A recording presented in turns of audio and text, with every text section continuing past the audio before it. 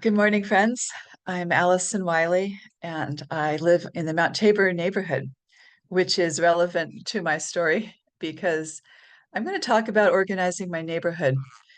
We had I'm going to say our fourth neighborhood activist potluck this past Sunday, and there's some real energy in the group.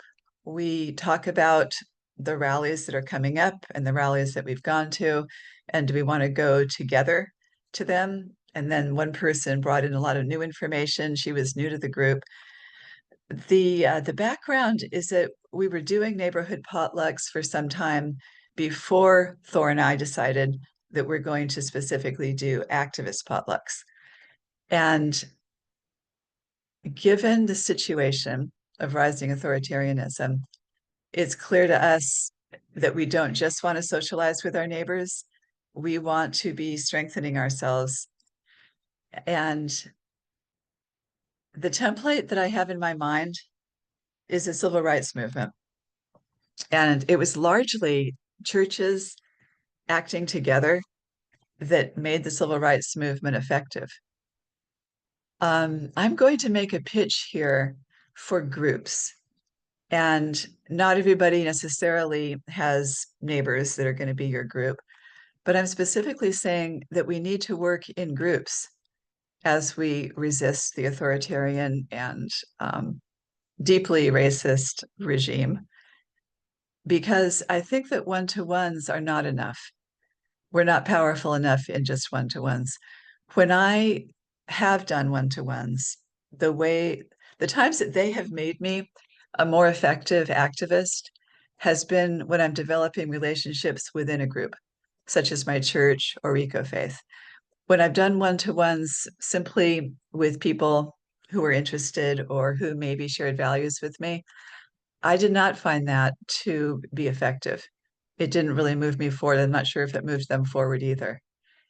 Um, Michael Human has helped me to realize that neighborhood groups can be effective not just for activism, getting out into the streets peacefully, but also for this very basic fact that when there's a natural disaster or an unnatural disaster, um, we cannot assume that anybody except our neighbors can rescue us in any reasonable time frame. We are going to be it for each other if there's an earthquake or anything else bad that happens. Developing our relationships with our neighbors, to me, is largely my highest priority. And happy to talk more about it, but I think that that's my 2 minutes worth. Thank you, Allison. I will jump right in from there on this same recording to try to set alongside of that the power of one-to-ones for doing exactly what you are trying to do. One-to-ones are not designed, when done from an organizing framework, to just exist in a bubble.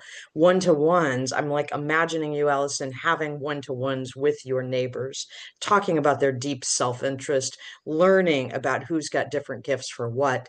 When a disaster comes, who's the person who knows how to run a chainsaw and has one when when the earthquake comes and the tree falls into the house and needs to be removed, who actually has that particular gift, skill, capacity to do that, who knows how to make food when you can't cook, who's got some culinary abilities to cook for the neighborhood and actually enjoys feeding people. I've been concerned lately, honestly, feeling sad at the extent to which I am afraid that capitalism has won. It has disconnected us from one another. It has caused us not to know our neighbors, not even to know the person sitting in the pew next to us. We say hi, we say good morning, maybe if we're lucky, how are your grandchildren doing? But we don't deeply know one another. What are our interests, our gifts, and capacities? So when put with an organizing vision, which is what I hear you doing, Allison, of organizing your neighborhood. One-to-ones can help us engage people. One-to-ones can help us collectively discern, do we want to put our collective action here or here or here? What's our individual motivations? What are our individual gifts? And what are our collective motivations and capacity to make a difference with love in the world? Whether it's our congregation or our neighborhood, or as Solveig always says, her Zumba group, I think we have a tremendous amount of untapped potential. And I am concerned that the powers as they exist and are organized right now win, win, win when we don't know each other, when we haven't had one-to-ones, when we haven't gathered for meals like Allison is doing around tables of neighbors to then be able to talk to one another collectively and discern how we're going to act together. Once we do get to the organizing piece, I hope we're moving beyond activism so that whatever it is that we're doing, we have some ability to hold people and institutions accountable.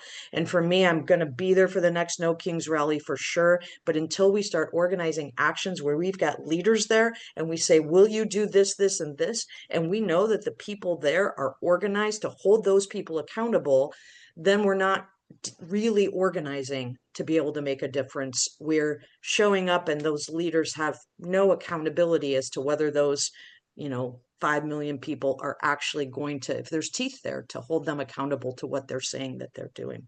So I'd love to see those as complementary to one another, and really appreciate what you offered, Allison. Thanks. Oops. Thank you, Robin. I was absorbed in your story, and now I'm supposed to have us move along. Okay.